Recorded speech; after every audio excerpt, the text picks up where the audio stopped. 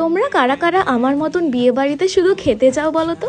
আমি তো তাই করতে সেদিন কলকাতার প্যারিস হলের একটা কিউট কাপলের গ্র্যান্ড রিসেপশন পার্টিতে চলে গেছিলাম। গিয়ে দেখি বাবা, সে কি এলাহি আয়োজন!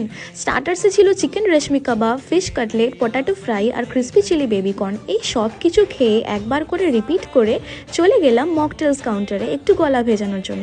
অনেক ফ্লেভার্সের মধ্যে ব্লু লাগুনটা নিয়ে নিলাম, আর তারপর ওয়েট না করে সোজা চলে গেলাম মেন কোর্সে, যেখানে পিস কচুরি থেকে শুরু করে ছিল আঙ্গুরি আলুর দম, অমৃতসরি ছোলে, স্টাফড কুলচা, হরিয়ালি পনির, আরও ছিল পিস পোলাও, চিকেন কষা, মাটনের তুলতুলে পিসে ভরা মাটন রোগান জোশ। আর একটা নিউ আইটেম ট্রাই করলাম, যেটা হচ্ছে ফিশ ফ্লোরেন্টাইন। জাস্ট অসাধারণ ছিল। এত কিছু খাওয়ার পরও পেট মন সব তো ভরে গেল, কিন্তু ডেজার্ট কাউন্টার কি আর মিস করা যায়?